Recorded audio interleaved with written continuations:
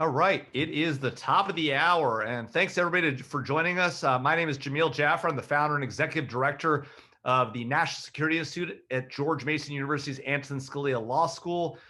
You are here with us at NatSec Nightcap, where we are excited to have today Elliott Abrams, Special Representative Elliott Abrams, the U.S. Special Representative for Iran and Venezuela at the State Department. Elliott has a long career in the government, having served in the George W. Bush administration, the Reagan administration, as well as currently, and he served in a variety of senior national security roles across all his administrations. So thank you so much for being with us today, Special Representative Abrams. And I think we'll just get right off to the races, if that's all right with you. It is. Good to see you, Jamil. Wonderful. Well, look, Iran is back in the news in a big way in just the last few days or last week or so. We've seen the mysterious killing of an Iranian nuclear scientist, the head of their nuclear program, the threat of retaliation for the supreme leader. The Nimitz is back in the Arabian Gulf. There's claims that Israeli leadership has been seeking U.S. and Saudi support for a potential preemptive strike on Iran. I mean, things are getting hot. Maybe not even as hot as they've been since our strike, killing the well-deserved strike, killing Qasem Soleimani, the head of the IRGC Quds Force back in January. Should we be worried about these rising tensions? Is there a real possibility of a U.S. Or Israeli strike on Iran in the near future and a potential conflagration as a result? If I had to give a one-word answer, I'd say no. I think a lot of what I read in the newspapers really makes me smile because it strikes me as an effort to sell papers. Prior to the election, you had a lot of stories saying, "You just wait, Donald Trump is going to start a war." Right. Because the election's coming. Then after the election, I saw stories saying, "You just wait. Now the election's over, he's going to start a war." You see people saying, "You just wait. The killing of Fakhrizadeh will result in a war." But those are the same people who said this after the killing of Soleimani, right, 11 months. And what was the Iranian reaction to the killing of Soleimani? Basically, not much. They continue to talk about revenge. I think, I'm not saying that they won't ever try it, but right, I think that much of what they say is directed at their internal audience, trying to say to their own ranks of supporters, which is, by the way, not at all the majority of the people in Iran, but their supporters. You just wait. We're tough. We'll do this. Nobody will get away with these terrible things. So we know what this regime is like. We know that they kill people. Right. We just got through in November the anniversary, the commemoration of the terrible events of November 2019, where they killed hundreds and hundreds of their own citizens to repress peaceful demonstrations. So there's no question that there can always be a spark, which is one of the reasons that we keep forces in the Gulf. Yeah. But I think most of what you read, I would tend to discount. Nobody wants a war. Iran doesn't want a war because it knows that it would lose in a confrontation with the United States.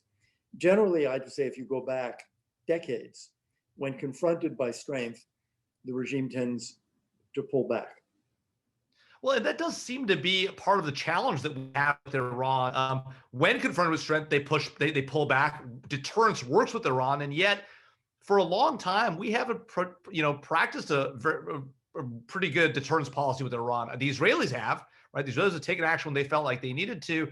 The U.S., on the other hand, has vacillated between a very aggressive sanctions policy, which got more and more aggressive over time, sort of the Obama administration walking back a lot of that, not just the sanctions policy, but in order to get a nuclear deal, our ballistic missile policy, our views on terrorism, our views on domestic enrichment. What's going to happen in a new administration as it comes in the next few months, in your mind? Some of the key national security officials coming in the new administration were directly involved in crafting the Iran nuclear deal the last time. How likely is it they're going to try to go back to the JCPOA? Or do you think there's a possibility they might actually take advantage of the significant amount of influence and pressure that the administration has put on Iran, and maybe try to seek to get to something better or something different with Iran? Well, it's a good question. I think we have restored deterrence. I think For those who didn't think the United States would do anything, then came January 3rd of this year, Soleimani. I think that we have created an enormous amount of leverage.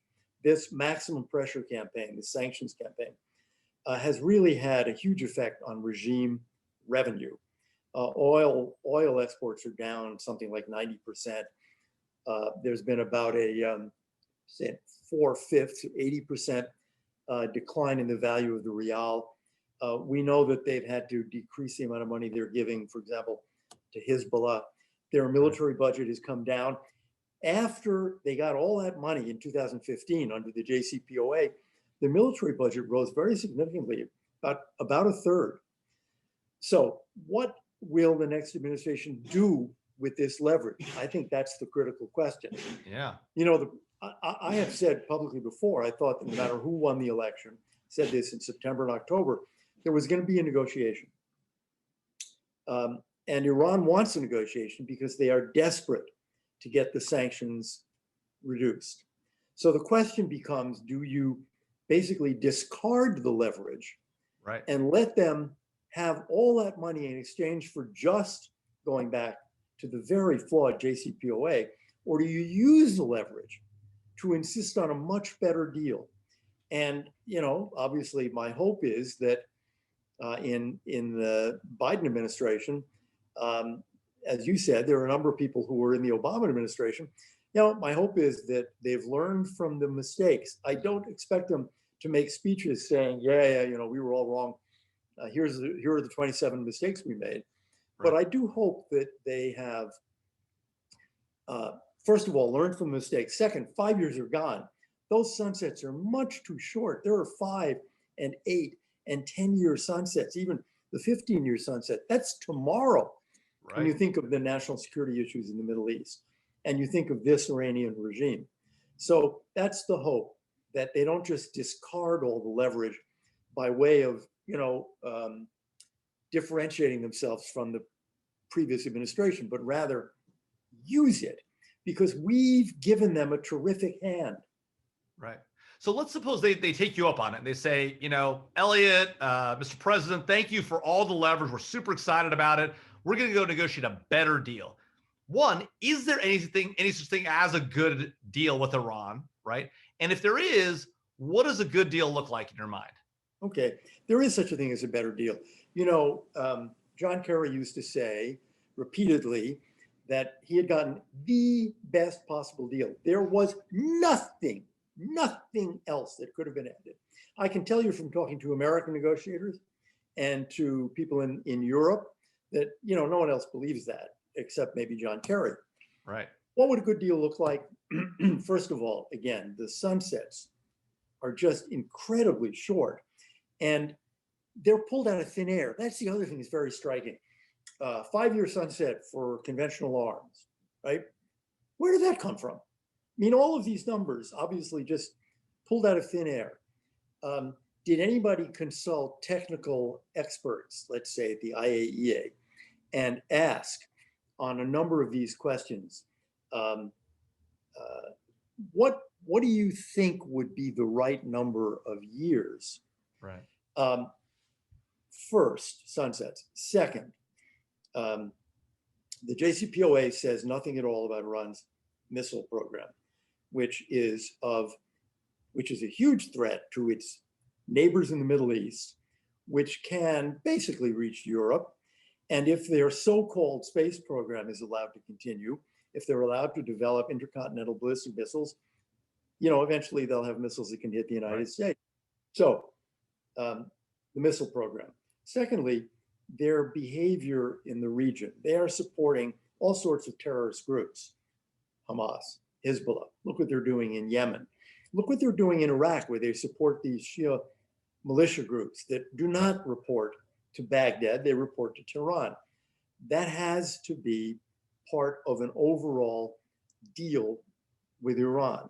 I think a huge mistake was made, frankly, in allowing Iran to enrich at all. You know, when we do nuclear agreements like the 123, so-called 123 agreement we did with the United Arab Emirates or with Jordan. The gold standard. The gold standard is no enrichment. So why did we let Iran do that? So do they now? Obviously they don't want to give up any of these things. The regime doesn't. So how do you get them to do it? Pressure, pressure, pressure. And we've put the pressure on, and they desperately need to get the sanctions lifted. So I think that's what the negotiation should be about. And I would say to you, so do the Europeans, and so do the regional allies and partners. And one of the worst things about the JCPOA was that our friends in the region, Israel, the Emirates, Saudi Arabia, Bahrain, they had no role at all. They were kept in the dark. And of course, they're demanding a role, and they deserve a role in any new negotiation. Right. Well, what do you say to people? There's sort of two arguments against the position you've just laid out, which is exactly the position that a lot of us in Congress and worked on the staff in Congress and the members of Congress had about this deal. Sort of two claims that the Obama administration put out there, and I worry that we might see again from the new administration. I do think you're right that they will learn the lessons. I hope they will. By the way, for the audience, if you have questions, go ahead and put them in the Q&A box. In about 20 minutes, we'll get to your questions too. So please add them down there. I see a few people already there. But two sort of responses to your point. One, this is about the nuclear program. The sanctions were about the nuclear program. We're lifting the nuclear sanctions. We can't get into the stuff about regional support of terrorism or regional, bad actions and all that stuff. That's outside this. We'll deal with that later on after we deal with the nuclear file and these efforts. And so while you might argue, well, ballistic missiles, that's part of that. So fine, we can deal with that. Although, of course, the JCPOA and the follow-on UN work actually made it worse on ballistic missiles, not better. What do you say to that argument? Then there's another one they have too, but how about that argument? Well, I just don't, I don't agree. I mean, or put it a different way, we have a lot of leverage. Now, if you give all the leverage away to get back to the JCPOA, then you have no leverage. How are you going to get them to agree on these critical issues? Just take the Gulfies, Kuwait, Saudi Arabia, Emirates, Qatar, Bahrain. They don't really think that Iran is going to drop a nuke on them, partly because, if the wind blows in the right direction, it'll be right back on Iran. What they're afraid of is the missile program and the support for subversion and aggression in the region. I just don't believe that we should be saying all we care about is nukes, and we will lift all the sanctions if we can get some kind of nuclear deal.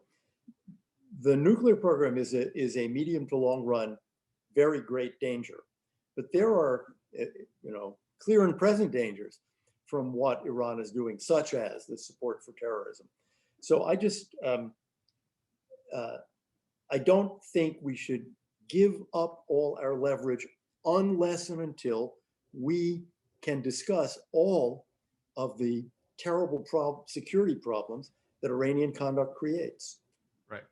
Well, that's a fair response to that argument. There's the other argument is, look, our European allies are never going to go along with this, right? They haven't gone along with our efforts to keep the UN arms embargo in place. I'm interested in your thoughts on what's going to happen there and whether that seems like a huge problem.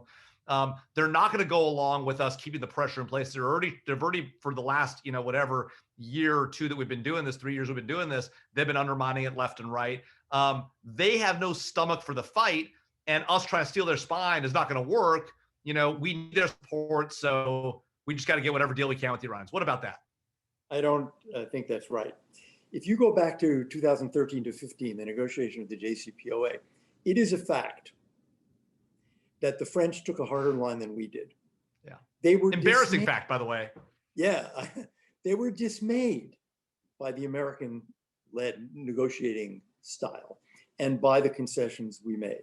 So there's an example. If you want to talk about the EU3, Britain, France, Germany, I don't think it is true that they're going to refuse to take the lead of the United States if we try to toughen the deal. And in fact, you've had, there was a statement by the French foreign minister as recently as, I think it was last week, saying that you need to do more than go back to the JCPOA. So I think there'd be not only support in the Middle East, but I think there would be support in Europe. And I want to add one more point about the JCPOA and our negotiations.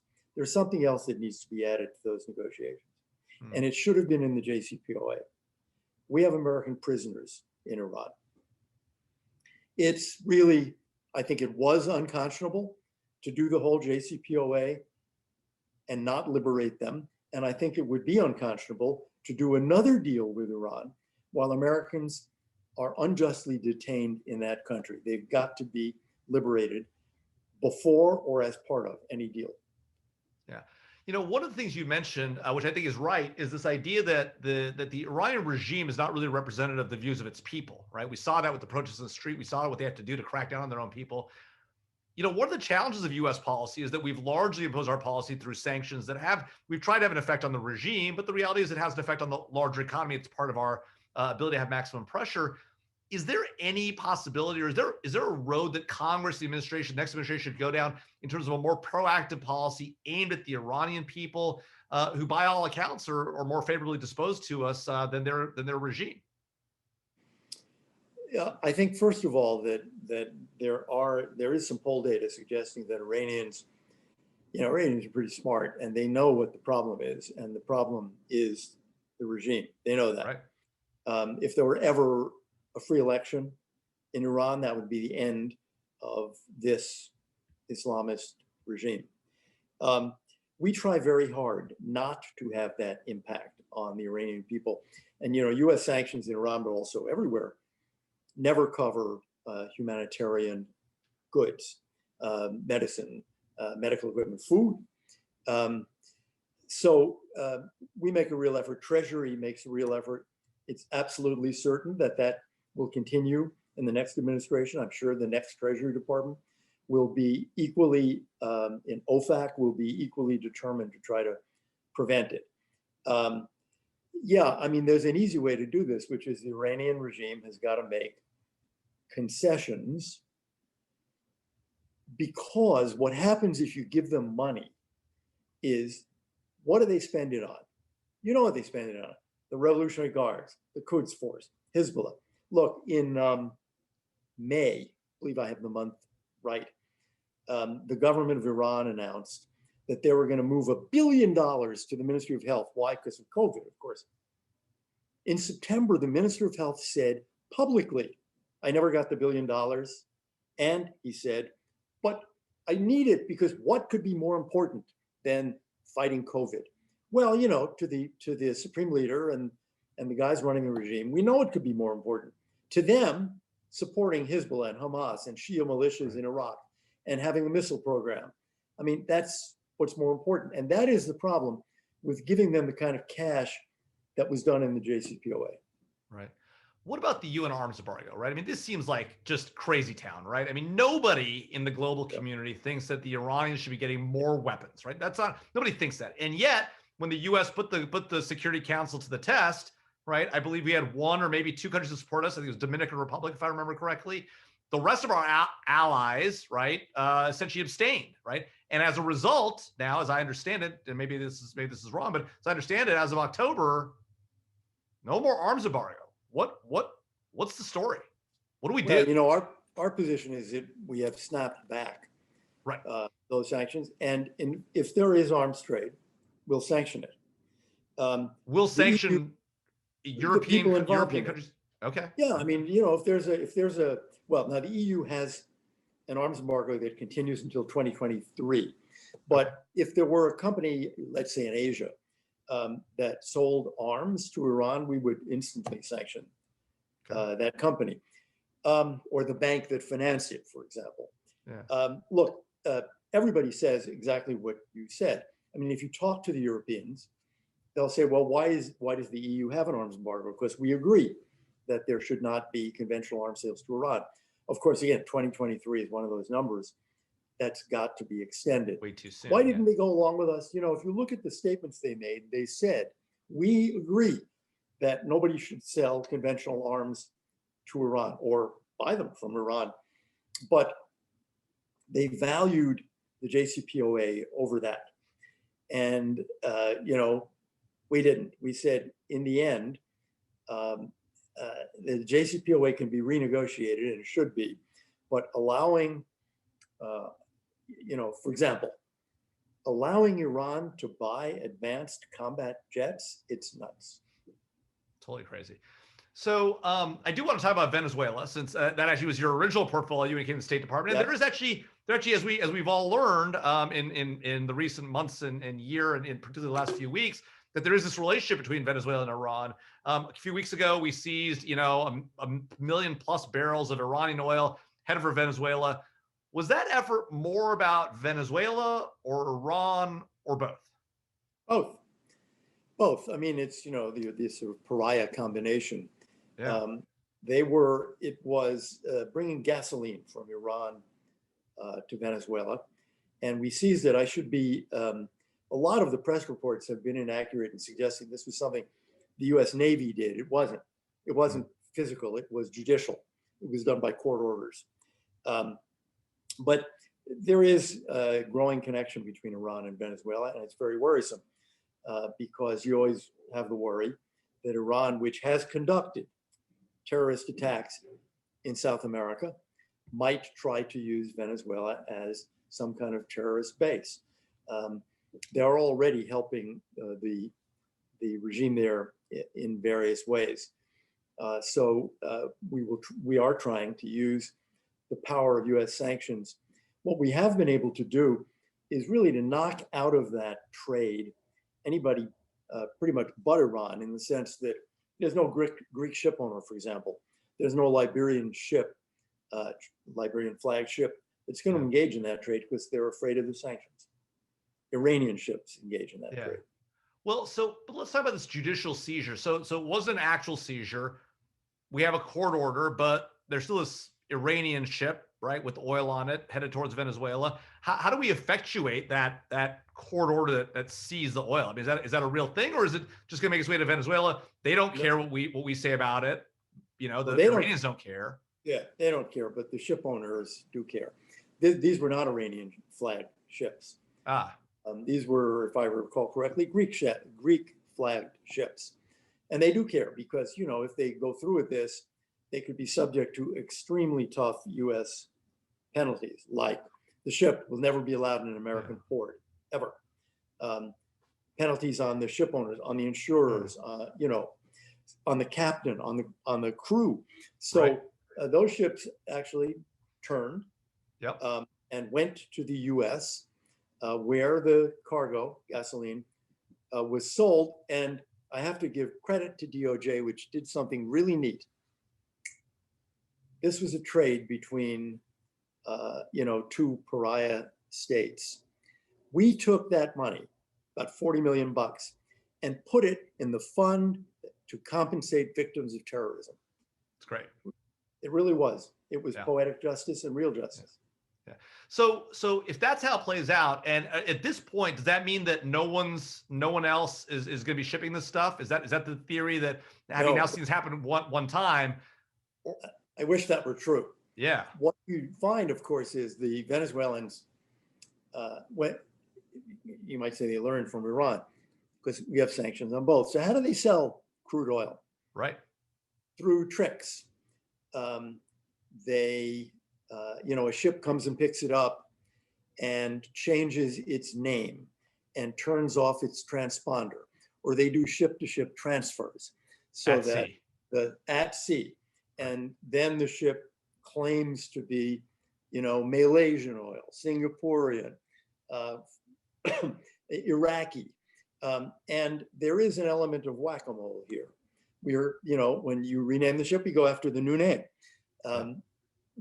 Treasury does this, and they're very good at it. And it's hard, though, because, you go after a company, you shut it down. Well, a week later, somebody has incorporated a new company someplace. Right. But that's the name of the game, and we do that. And we know that it's very expensive for Venezuela, because we know that they're forced to give tremendous discounts, which means that the revenue the regime is getting is very significantly lower than it otherwise would get. Yeah. So this is a great point. So now that we've sort of talked about how the Iranian-Venezuela relationship is going, I'm interested to talk specifically about Venezuela. So let's talk about Nicolas Maduro, right? Our policy has been, he's in office illegally. There's an elected there's a new president of Venezuela. He should be allowed to take office. that's been our policy for the better part of whatever it is, two and a half years. That hasn't played out, right? Is there any realistic chance at this point that Nicolas Maduro leaves office other than at the barrel of a gun? I think so. I mean, I suppose that's always a prospect too, but yes, I think there are a lot Or of maybe I people should have asked that question. Maybe I should have asked if he's going to leave it. No, but it also say what are the odds that in the near term, right, that we see sort of a regime, a truly democratically elected regime in Venezuela? Well, it's a very tough situation. I dealt in the Reagan years with the ways in which we helped Democrats in all of South America return their countries from military dictatorships to democracies. And it was always done through negotiation. On one side of the table are the generals. On the other side are the leaders of democratic political parties. They make a deal, which, by the way, always included some kind of amnesty for the generals. And the deals were done. And one after another, they returned. So why not Venezuela? I think the difference here is that Venezuela is not a military dictatorship. It is run by a criminal gang. They're involved in things like drug trafficking. So they are much more worried about leaving office because they know some of them are under indictment, and they know that others of them will be someday if they ever leave office.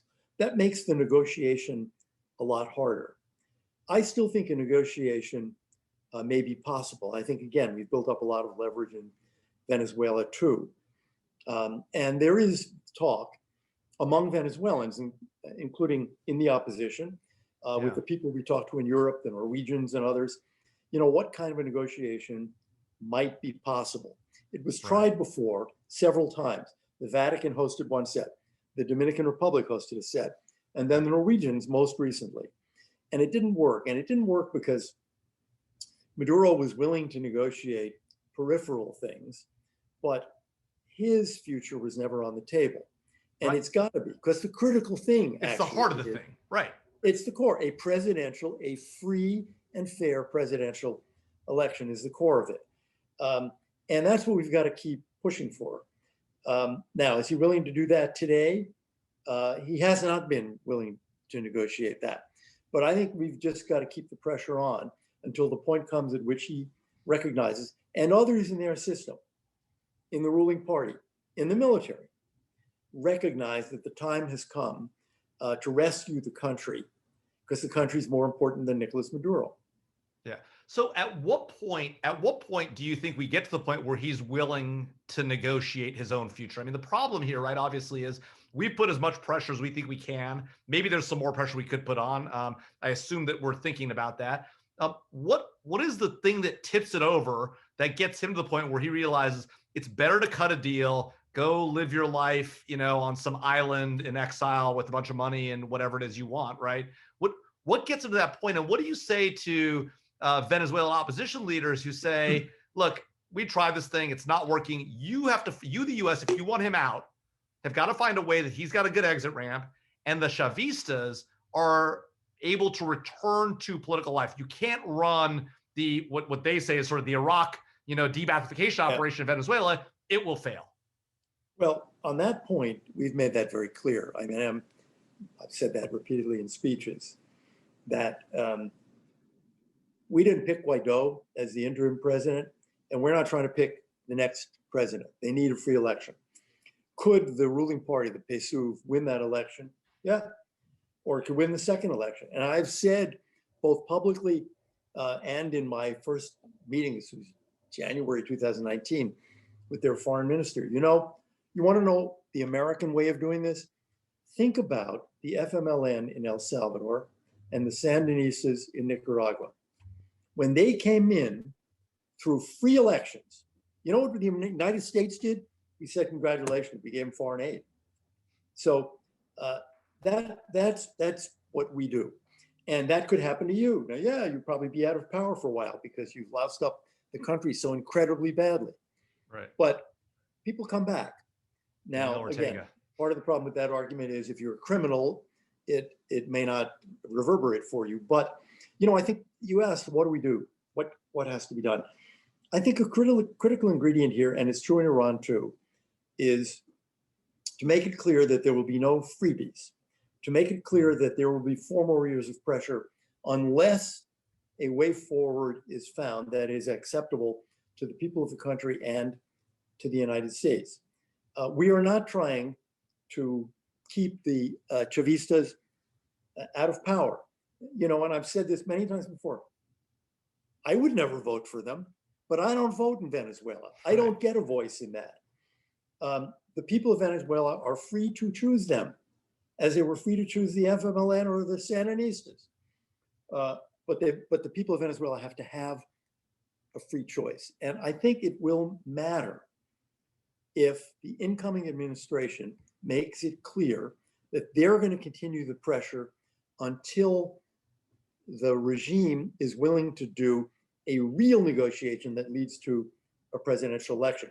Because if they look at that, not just they look at it, but all the people around Maduro who want to have a future, and again, the military, and say, well, wait a minute, we don't want to go through 4 more years of this, and there's a way out. And we've said that too. As I just said to you before, every transition in Latin America, and for that matter, you know, think of South Africa, think of Eastern Europe, has included a form of amnesty. Yeah. And ultimately the one in Venezuela will too. Yeah. So, you know, I wonder whether, you know, your instinct is right that this is all about the free elections. If that's right, we have a parliamentary election coming up in 3 days, right? Maduro said it's going to be a free and fair election, right? You don't, as I understand it, believe so, right? Who are we to believe? And if now's not the time to have free and fair elections, or this isn't one, how do you know under a Maduro regime? How are you going to know when it's really a free and fair election? Yeah. What's well, the metric? on this one, you don't have to listen to the United States. You can listen to just about every country in the EU. You can listen to Canada. You can listen to just about every democracy in Latin America. You know, there was an effort to get the EU to observe these elections, and the EU refused because it said this is obviously not going to be a free election, and we're not going to dignify it. So they wouldn't do it. So it's clearly not a free election. We proposed what we call a framework for a democratic transition that said you need a transitional government for whatever, 6 months, 9 months. Why? Because somebody's got to run a free election, and we don't trust Nicolas Maduro. That is one of the key issues we think in a negotiation. This is a guy who, I mean, he'll promise to have a free election, but you know, if he's sitting in the presidential palace with full control of the police and full control of the army and full control of these what are called colectivos, these gangs, and full control, which he has today, of the elections commission. I mean, come on, full control of the media. That's not going to be a free election. That's the kind of thing that a transitional government could change and then hold a free election. Yeah. So I've got one last question for you before I turn to, I see there's already 15 questions in the question and answer box, so we'll get to them a little earlier than usual. If you had to take an estimate of the incoming administration, are they more likely to be with you on, were you personally in the administration, frankly, as I know you are, are they more likely to be with you on Iran policy or Venezuela policy, and why? Venezuela policy. Venezuela policy, yeah, of course. Venezuela policy has been remarkably bipartisan in the last 4 years. Yeah. You know, when I go up and talk to the ranking Democrat on foreign relations, Senator Menendez, or even the number 2 leader, Senator Durbin, when I testify in front of, you know, the committee, Tim Kaine and Ben Cardin, they're pretty much, I don't want to speak for them, but it's clear that there have not been vast partisan debates. Simple. When Juan Guaido was invited to the State of the Union message and he stood up in the balcony, everybody rose and applauded, you know, and right behind the president was Nancy Pelosi doing it. So it's been a bipartisan policy, and I don't expect very significant changes. Iran has not been a bipartisan policy. And that's one we're going to argue about. Yeah. So I want to take some questions for the audience. So we'll start with Brianna Tucci, one of our visiting fellows at NSI.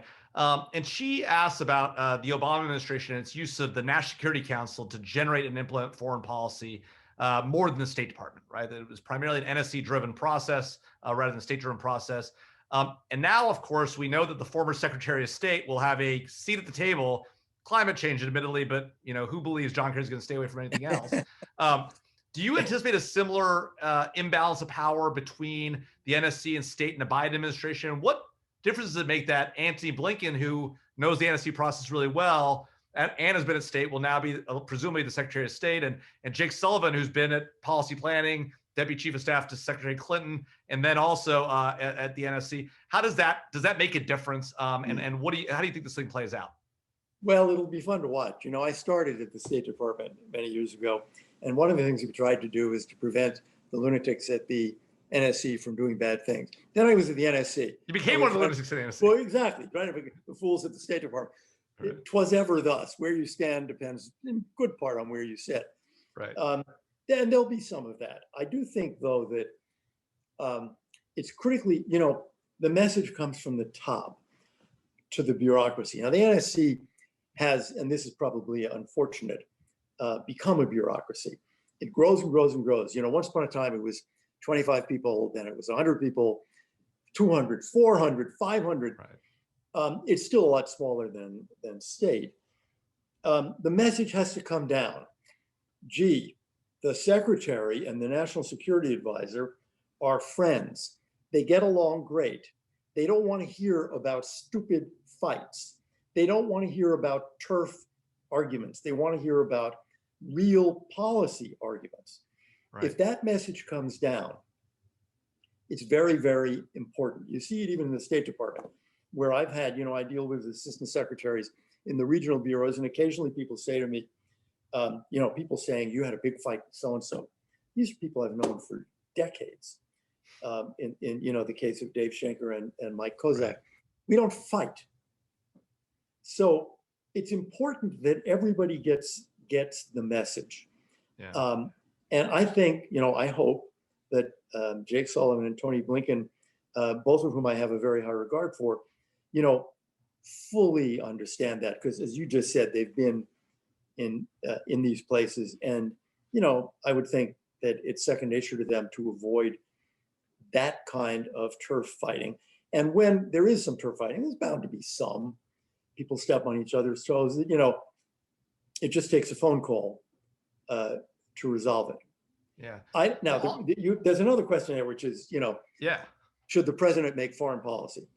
The answer in general is yes. I mean, of course. Of course.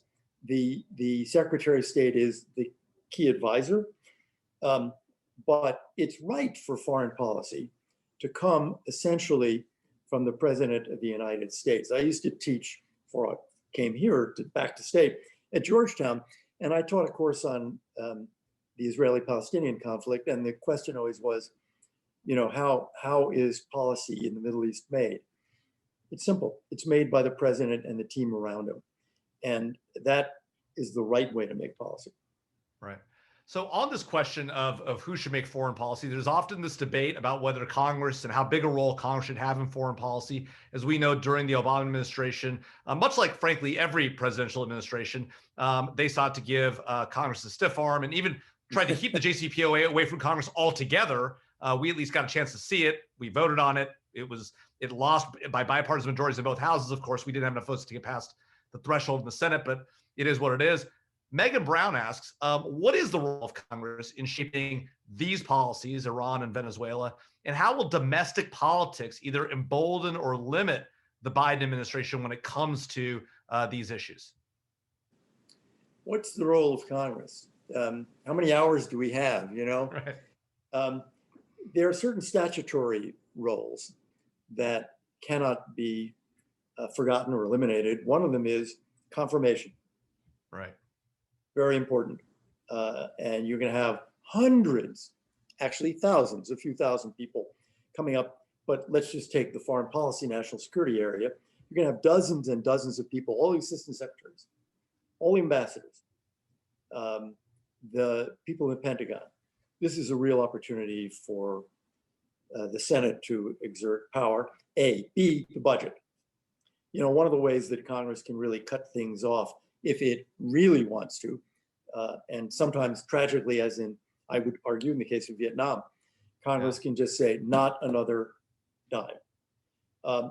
That might be the one example, by the way. That might be the only example, right? To be fair. Yes, but there's a lot besides of one that we won't talk about. No, but there's a lot of bargaining that goes on where there are threats or there are reductions in the budget. Ideally, you aren't playing a game of threats and cutoffs. What you're doing is, and I think we did this on Venezuela. It's very easy because it was a bipartisan policy, a lot of agreement, but you brief a lot, your door is open, you go up on the Hill whenever you're invited on the Hill, you ask for money, they give you money for these relevant programs, and you try to have a good debate. And I think, as I said before, we ought to bring in the Middle Eastern allies in an Iran negotiation debate. I mean, that debate should include Congress as well. I don't know. But it hasn't been that way for a long time, right? It wasn't, look, when we were in the Bush administration, we didn't really care that much what Congress thought. To the extent we played nicely if we had to. The Obama administration certainly did not care two wits about Congress, whether it was their party or not, when it came to foreign policy at least. And this administration hasn't really. So I agree with you, that's the ideal scenario. And maybe going back to maybe as far back as Reagan, right? Maybe Bush won, right? But it hasn't been that way for a while. Well, part of the problem is the level of partisanship. Without blaming anyone, though I blame the Democrats, I'm a Republican, but without blaming anyone, the level of partisanship clearly is much, much higher. Yeah. When I came to Washington, I worked for two Democrats, actually, Scoop Jackson and Pat Moynihan, and there were tremendous fights over foreign policy and national security, but they didn't divide strictly on party lines. Now they pretty much do, and that's worse. That's unfortunate, because it means every debate is really not a policy debate. It's infused with, hey man, which side are you on? Which party do you belong to? Right. So you don't get the debate you should. I could also criticize, I think, the members themselves, some of whom are extremely well-informed, and some of whom are not extremely well-informed. And the level of debate on the Hill could probably be higher too. Yeah. So Dmitry Alperovich on our advisory board and the former founder of CrowdStrike asked about our track record on non-proliferation. He says, look, our track record on non-proliferation is a disaster, right? We failed to prevent, and I'm characterizing his words, but we failed to prevent North Korea, Pakistan, India from acquiring a weapon. South Africa built a weapon until we got it away from them under a tough sanction regime, post-apartheid. The only country that's really succeeded, right, might be, the only country that succeeded at non-proliferation really is probably Israel. And they've done it by taking kinetic action, right? Egypt, Iraq, Syria. And on a related question, Harold Moss asked, look, we've seen a ton of attacks on Iran nuclear scientists. It seems to embolden them, right? Non-kinetic methods have had an impact, right? Who's right here, right? Is it kinetic attacks that have the effect? Is it non-kinetic, if you can call Stuxnet non-kinetic, right, or whatever that alleged program was? Or is it just that sanctions don't work as non-proliferation? Well, I don't think I'd agree with the fundamental premise of the question. The last country to join the nuclear club was North Korea, and that was and is disastrous. But if you go back over the decades, there aren't that many countries that have joined, and there have been lots of predictions that by the year 2000 or the year 2025, you'll see there'll be, dozens of countries that it hasn't happened. It has not happened. Iran has not even joined the nuclear weapons club. Yeah. So I think you can be critical of a number of administrations for failing to prevent North Korea. But I would have argued that the track record is really not so bad. It's really pretty good in preventing people from wanting to join that club. I mean, look what we're doing again with these 1, 2, 3 agreements in which we say, yes, nuclear power if you meet these conditions. And that's one of the reasons that at the beginning of the negotiation over the JCPOA, there was unanimity in the Security Council. That means China and Russia. No enrichment by Iran. And we threw that away. And that was tragic. Yeah, and no ballistic missiles, and we threw that one away too. So Norm Rule, who was the DNI's person on Iran, the National Intelligence Manager for Iran during the Iran nuclear deal, asks, and who's an NSI fellow, one, thanks you for your service and your history taking on tough assignments, and asks about the public debate on Iran, right? It's really moved from a national Iran policy to JCPOA. And given that, and given the partisanship largely around JCPOA, although there was bipartisan disapproval, Norm asks, is a bipartisan policy even possible?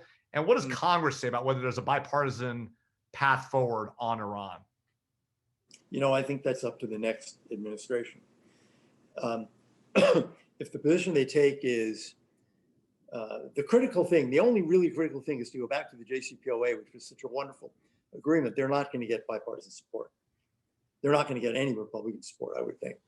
Yeah. If they say, look, 5 years have passed, we are not where we were, certainly 7 years have passed since we started negotiating the JCPOA.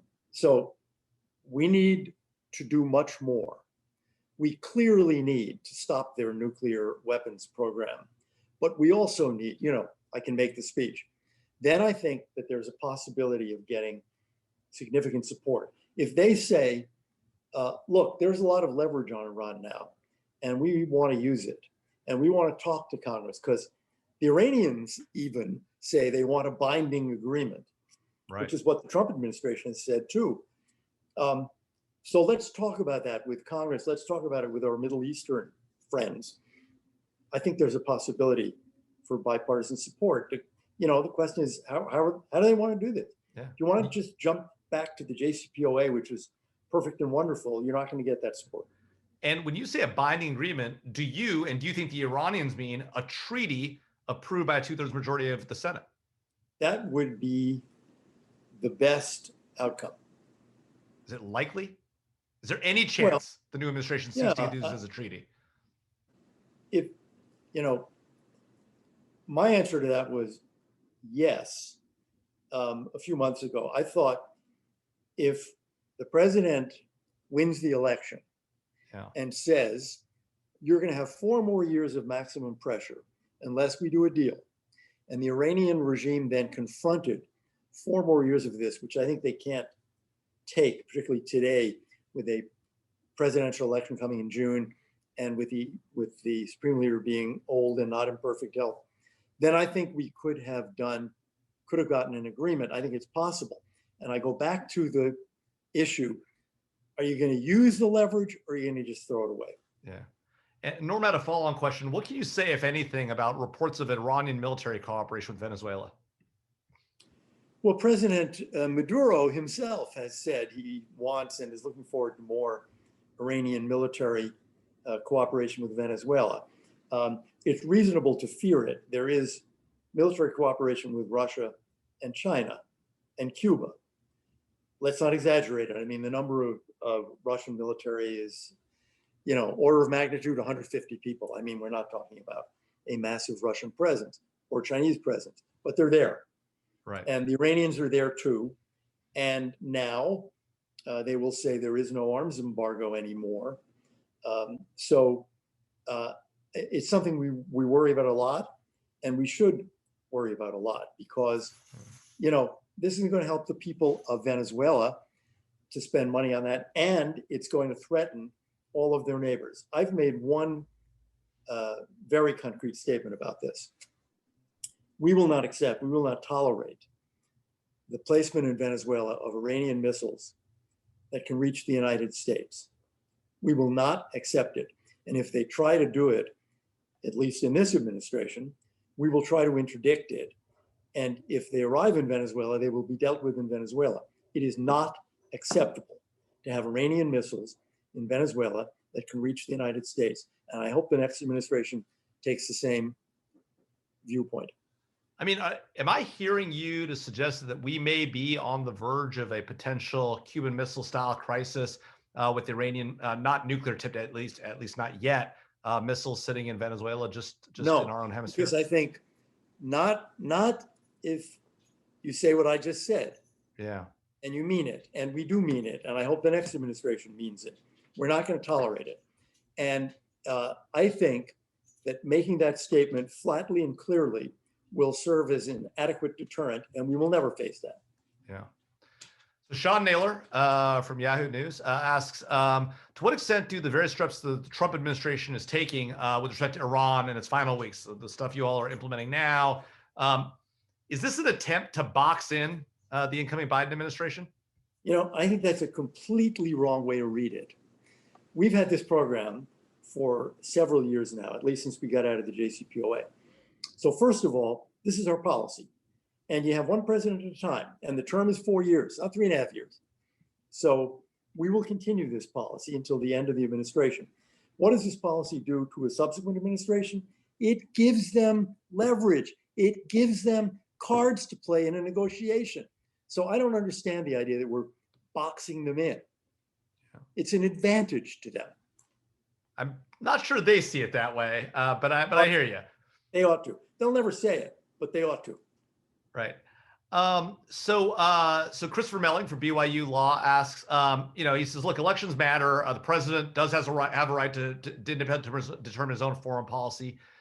Is there a way to temper massive gear shifting from administration to administration, sort of the kind, that some might argue between the JCPOA and the Obama administration and the ultimate termination a year into the Trump administration of JCPOA, which he had telegraphed on the campaign, but took him a year to implement?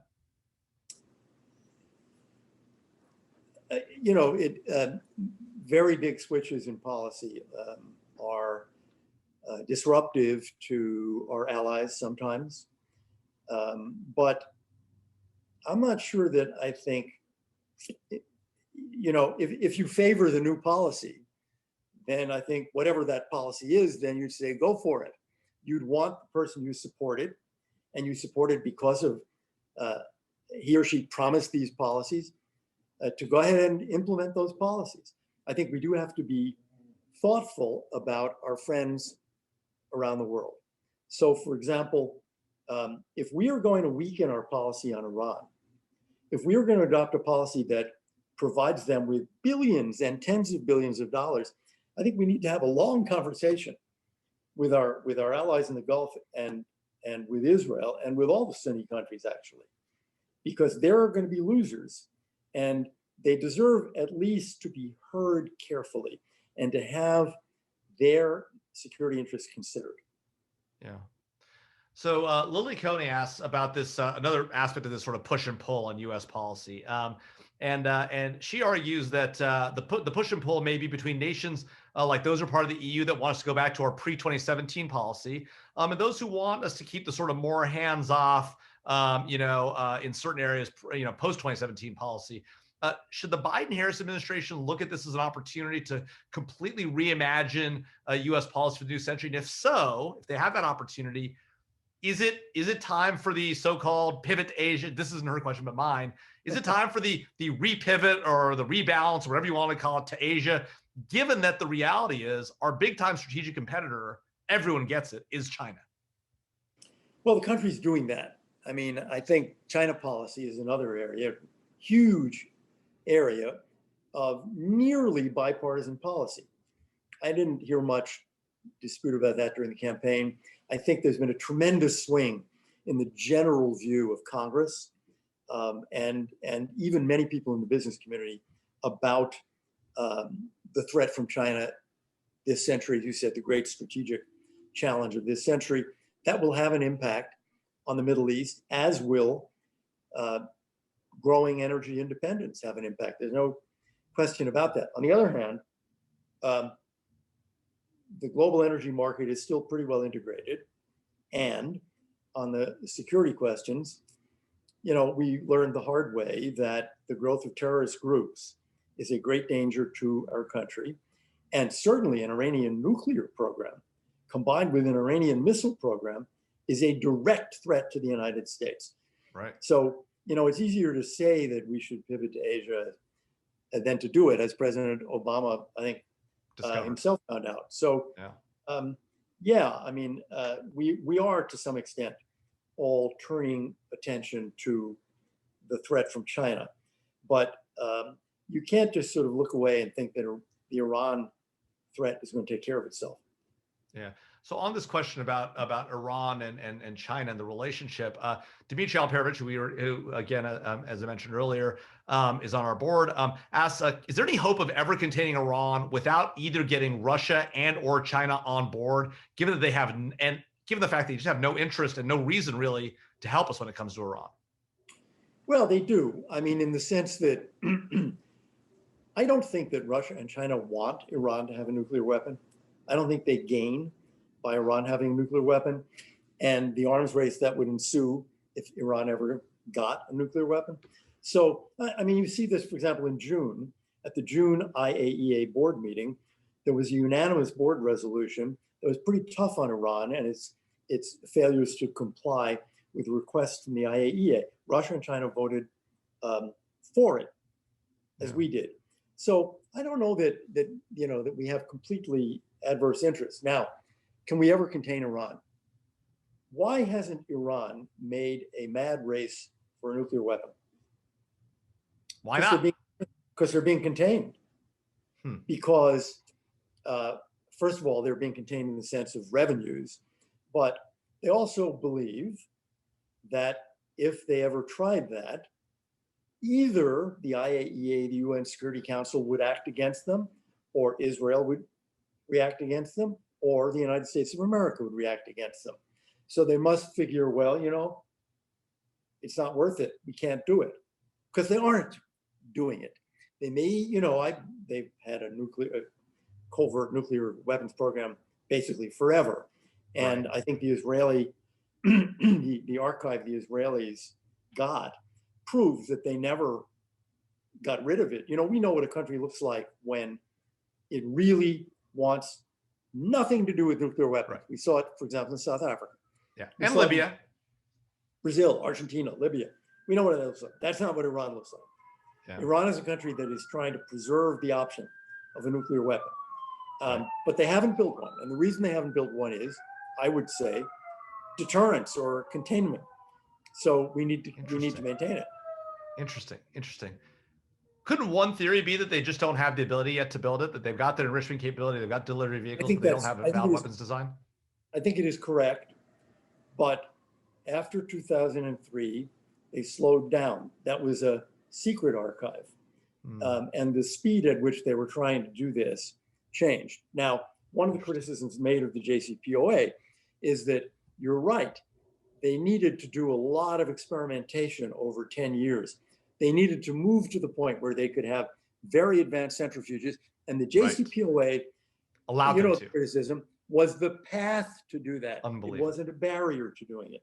And I share that criticism. Yeah. But there is still time to prevent this. They don't have a nuclear weapon. They're not months away from a nuclear weapon, a deliverable nuclear weapon.